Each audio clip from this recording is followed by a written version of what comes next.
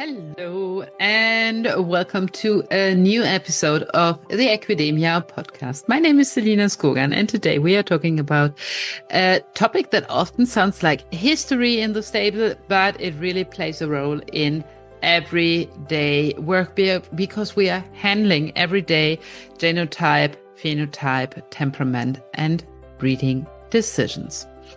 We are talking about a domestication, and I promise you it won't get too wild and it won't become too romantic, human horse best friends forever story. We are looking more like how turned a wild animal into a partner and which side effects are we having and are we still breeding into our horses today. So we will talk today a little bit about the two waves of domestication in horses and what genetics tell us quite clearly nowadays, and what happens if we are trying to reproduce domestication under controlled conditions. We talk about foxes and wolves and a little island in Canada. And last but not least, of course, why should we as riders care about wolves and foxes at all? And what is it telling us about our horses? Little spoiler, it's telling us a lot because everyone wants their totilers in the garden, and that is not genetically completely neutral. So let's begin. So let's take a little detour before we are starting to record what we actually are recording. I would like to answer on a few of your comments. And maybe you also found out that the podcast came in a different order than what we wanted. This episode wasn't published last week, and that was due to me getting stuck at an airport and hanging there with a little bit of snow trouble.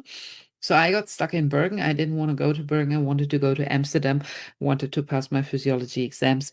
But I couldn't because I was hanging out on an airport and shit happens.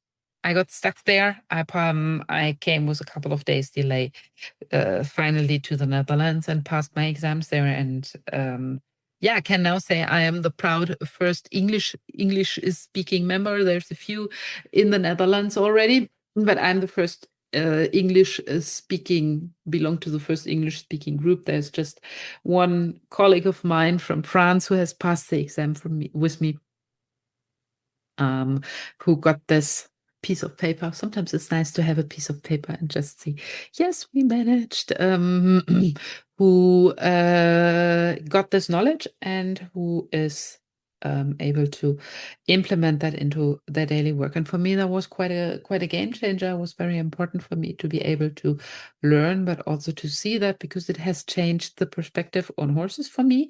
And now I can not only see is it lame or not lame, but I can also see how loadable is the horse and how trainable is the horse, and how can we, if we have unperfect horses or an unperfect life, how can we work with training? How can we add beneficial elements to horses to reduce the long-term effects of genetic imperfection, and to hopefully enhance welfare for as long as possible? And that makes me very proud. And it's also always nice to cooperate with other trainers. And I did now in the last years all the educations that were available from our masterclass speakers. Some were better, some were worse. And it's bringing the puzzle very nicely together. And I hope that our students will benefit a lot from that. And I also hope that our students they are going into the second round. So we have done the beta test, and now this year, the next masterclass will start at the end of after the summer. We are launching the waiting list is open. The launch is after the summit, where you can save your spot, and the start of lessons is in September. So exciting times. And I hope that the next group will even, repetition helps, training helps, will even profit more from this than the ones before.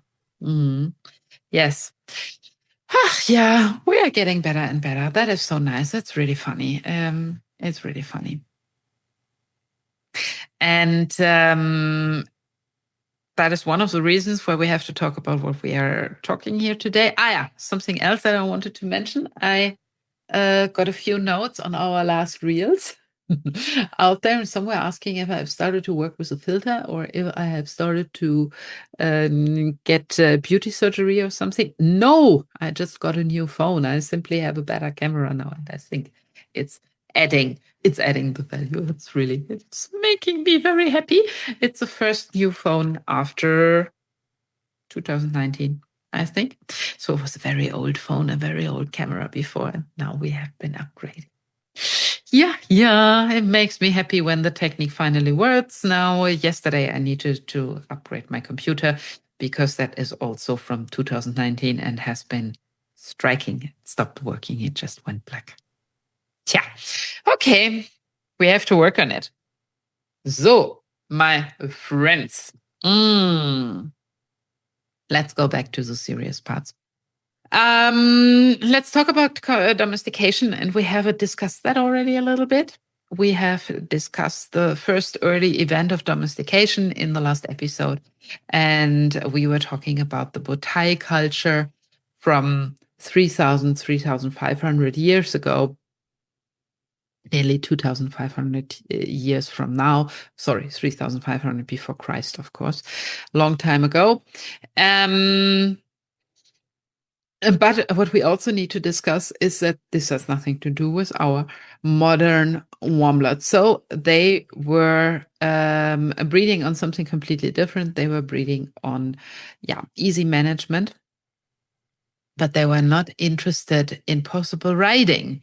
For our domestic horses, what truly matters is that there was a little bit later a massive genetic turnover, and one lineage spread and replaced nearly all others. That matters because it dismantles a little bit the romantic narrative that our horses have been the same for 5,500 years. No, not exactly.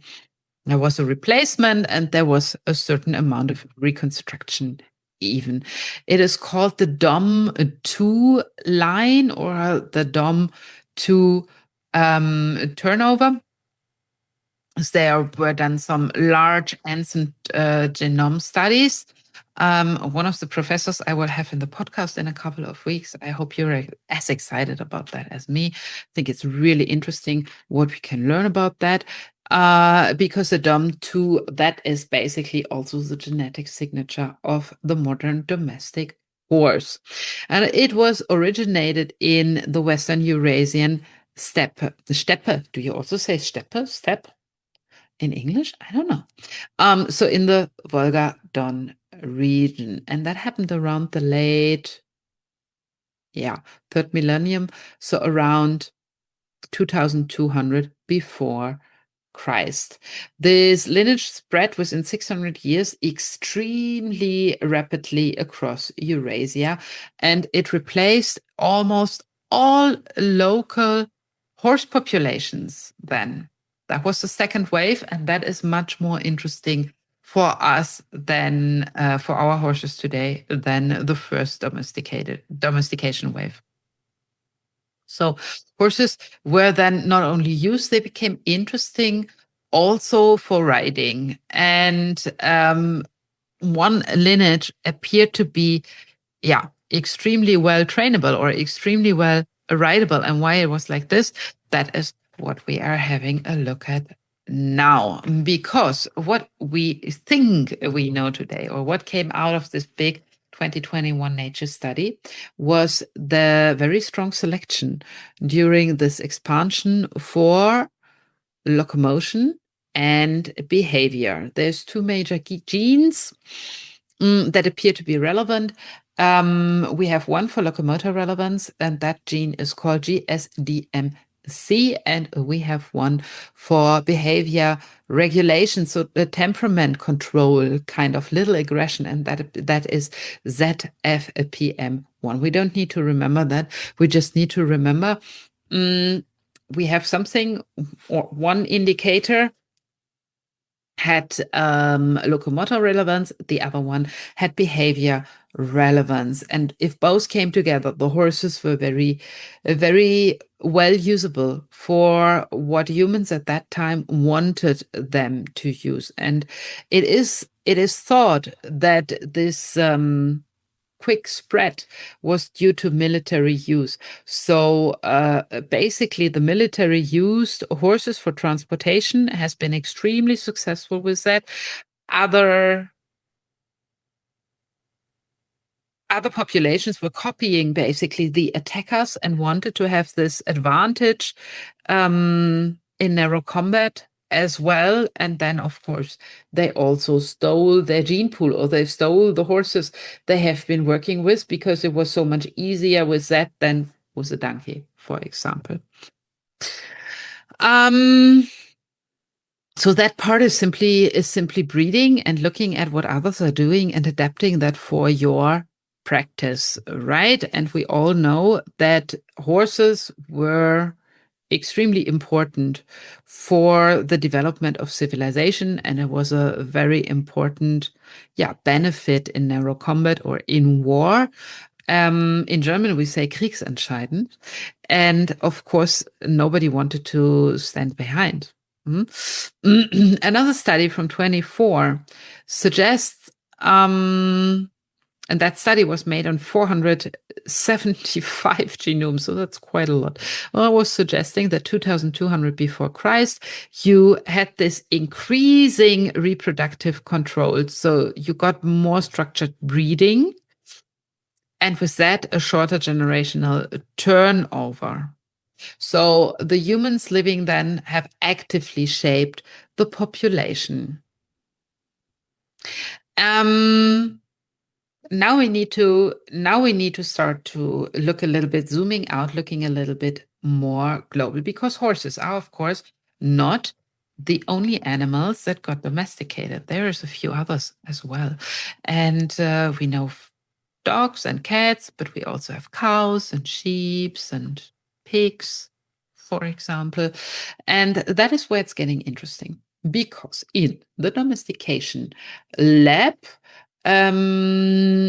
scientists were trying to reproduce domestication under more protected circumstances, so we could understand what is happening there during domestication. And there was a guy, his name was Belyaev, and I love the idea that he had. So he had the idea that he is taking a fox and is trying to domesticate that fox. He has used it like, that experiment, like that has functioned like a biological mirror for decades. So the experiment started in 1959 in Novosibirsk in Siberia, at the Institute of Cytology and Genetics. It's pretty famous, you can Google it, the famous Silver Fox Domestication Experiment. It was initiated by our friend here, Dmitry Belyaev, and Ludmila Trud was leading the practical and scientific work for many decades. And yes, the experiment ran for many decades, and it is, as far as I know, at least, it is still running, and it's a really cool long-term genetic data set. Interesting here was the selection criteria, and that was behavior only. So, and that was a scientifically pretty radical part. He only selected, or they only selected, and one criterion, and that was tameness. So how friendly and approachable the foxes were towards humans. Hundreds were tested per generation. And so you see, they had a pretty big gene pool that was set up. And the approximately 10 tamest % was selected for ongoing breeding. There was no training, there was no behavior modification, just the selection on tameness. The goal was to observe what pure behavioral selection does to the animal genetically. And that was pretty impressive, because they got pretty quick results and also pretty fast results. And it's scientifically super fascinating. Even though only behavior was selected, you got typical domestication traits that appeared. You got, after a few generations already, floppy ears, you got curled tails, and you got coat color changes, spots. Physiologically, you also had an impact, or the animals were also impacted. You had reduced stress hormone levels, altered stress responsiveness, so simply less reactive, and lower glucocorticoid levels in the domesticated lines. And that is a sentence that should hit us as horse people. It's hitting home a little bit. So if you select over generations for reduced aggression and increased approach behavior, you don't just get nicer behavior. You have a physiological impact. And that is important to remember, because you see already there on the outside floppier ears, curled tails, coat color changes. The experiment is still relevant because there's an ongoing debate about the universality of the so-called domestication syndrome. I think it's always good if you have a debate going on, because it's nothing is as it appears. So I think that a major part of working evidence-based is to be able to turn over your own opinion. But that doesn't diminish the core value of an experiment. The other way around, it is true. And that is also the bridge to our horses. So it's a real long-running genetic data set that we got there on the inheritance of behavior.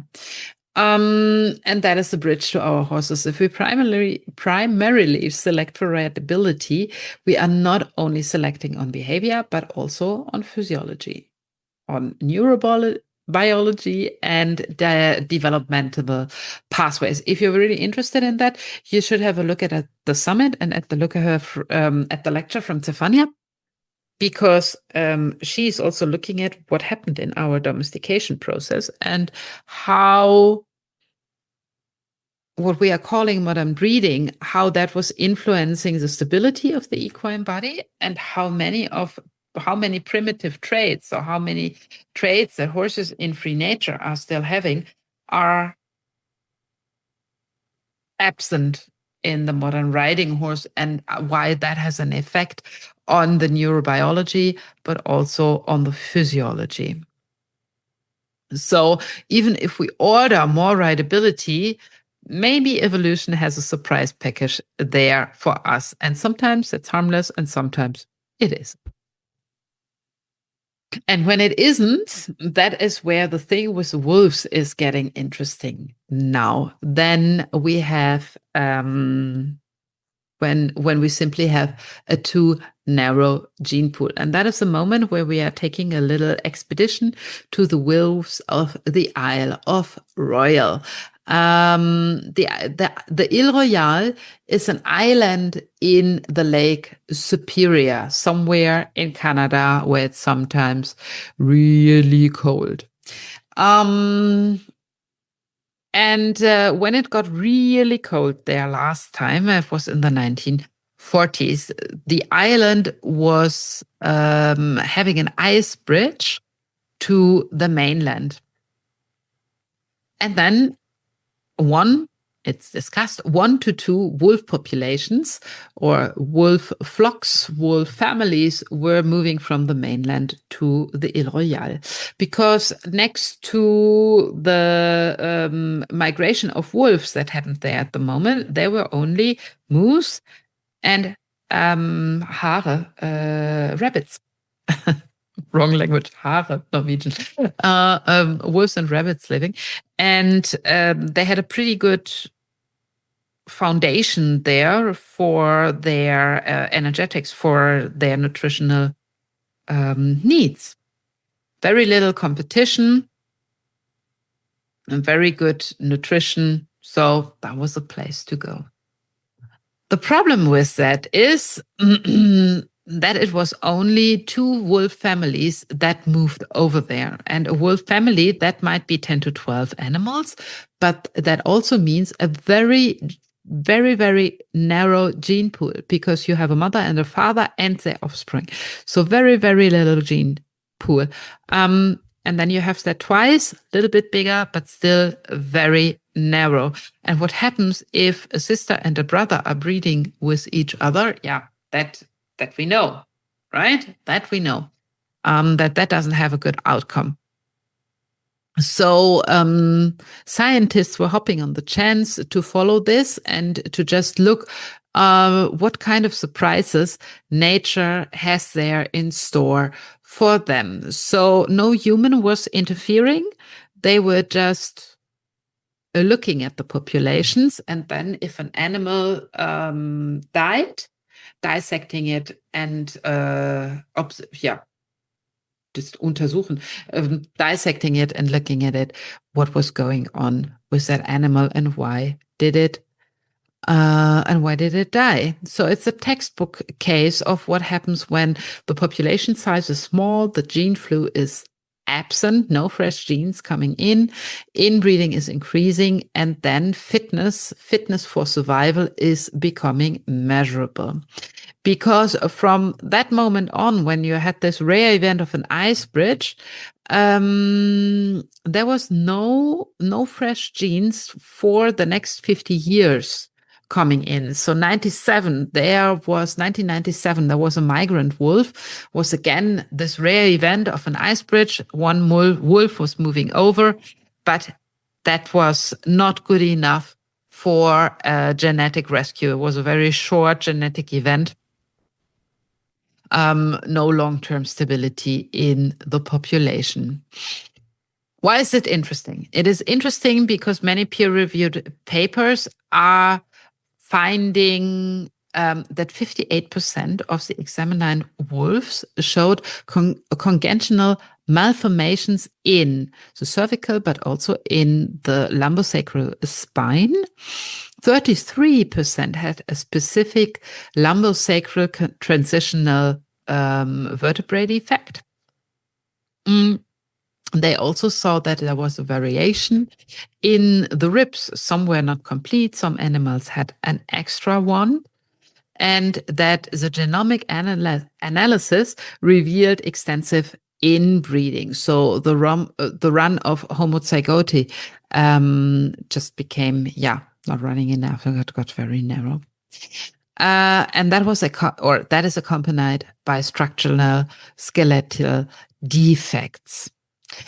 Why does that matter? That matters because genetic narrowing is not just less variety. It is influencing skeletal structure, health, the ability to reproduce, and finally also the ability to survive. And now we are coming back to our modern horse breeding. We're always there. So what does this have to do with our horses when we are moving back into the stable? And modern breeding has often the problem that some stallion lines, the successful ones, are heavily used. There we are again, that I've said somewhere at the start, everybody wants to have their totilas, or everybody, when we are looking at the cold blood trotters, everybody wants to have the winning cold blood trotter, a very successful stallion that is now in nearly all the animals and has been narrowing down the gene pool extremely. And then you have next to this fashion, you maybe also have the selection on blue eyes or a certain color or whatever. So the line becomes extremely narrow. And we got another skill, and that skill is global semen distribution. We can simply, distribute frozen semen everywhere, all over the world. And when everybody wants their totilas, it perfectly illustrates how quickly a narrow ideal becomes a collective goal. And then the problem is not the first generation and not the individual horse, but the generations after it. The issue is that everybody wants the same genetic blueprint, and that means variation is decreasing. And variance is not luxury. So variance is resilience. And I would wish that we would breed more for health and the survival, robustness, instead of this expressiveness. So it has been leading to a reduced selection for robustness. What shall we say? We have, with that, less structural resilience. Again, we are at the summit, and at the summit lectures, I think you can learn there a lot. So we are seeing then today more skeletal variations. Neck abnormalities are a thing, rib alterations are a thing, lumbar deformations are a thing. What can we say responsibly? Now, what we can say is that malformations in the cervicothoracic junction, C6, C7, T1, and first ribs are described in the literature, that certain bloodlines may be involved. We can say that. We can also say that there is still a big discussion about how relevant is that, how clinically relevant is that. And I know that there was just a new paper published where I couldn't believe my eyes, that they have been testing a comparably small number of horses, and the horses were only 5 years old and still stallions. How relevant, how clinically relevant the malformation or malformations in the neck have been. And then they said nothing. And I would discuss a point now from a different direction. I would say, just let's have a look at the horses when they are 10 or 15 again, if they get so old, because from my personal experience, so from all I know about physiology on one hand, but also what I have been here experiencing on outside my back door in my garden with the horses that are living here with us, that is that with 5 it's just starting, with 8 you see something, then you have a clinical impact. With 4 or 5 you can do many tests, but then the horse is still growing and the elasticity of the growing body is still covering up a lot. Even my wobbler horse, under very good living conditions, was first getting really relevant with 5.5. Before that, I saw nothing. So I'm not buying that. So I want to see more serious research with a little bit more context, and I want to see bigger study groups and not only 3 horses. So that is ridiculous. So still, it's crucial to understand that we must be able to do 2 things at once. We look carefully when breeding. Concentration may influence structure. And on the other hand, we need to avoid hysteria. So even if we are taking a horse, or if we consider that a horse is not suitable for breeding, but variation does not automatically mean pathology. So even if the horse is not maybe a great for breeding, it doesn't mean that it does have no value anymore, so that we can't use it for riding or groundwork or whatever. But it's important to consider. I think it's major questions thinking that we are looking out of our bubble. Come on. So how can we sum it up? We can sum it up and say domestication isn't over. It's called today a breeding goal, a breeding event. And it's still in process, and it will stay a process until we release our horses into the wild and let them do their own thing. So we are selecting horses towards our ideals, but every ideal has a side effect, and the body keeps a record, or the body keeps the score. And I would wish that we are again looking for a bit more robustness, that we are looking for survival skills and not only at a beautiful skin color or, high movements as a foal or something, but that we look at how loadable is a horse, how well can it get old, and that we don't look at horses with 5 years, but that we look at horses with 8 years or 10 years or 15 years. Crazy idea. Are they still trainable? Are they still rideable? Can they still perform? And can the majority of this population do that? Or is it just the lucky individual? Many thoughts. So, in the end, I would like to ask you, if you like the podcast, you are very welcome to please share it with your friends, keep us a like, and follow the channel, because that helps us to get so much more independent of all the social media algorithms that I don't like to struggle with. I like to do something with horses instead. So enjoy the weekend. See you hopefully at the summit, and let's talk soon.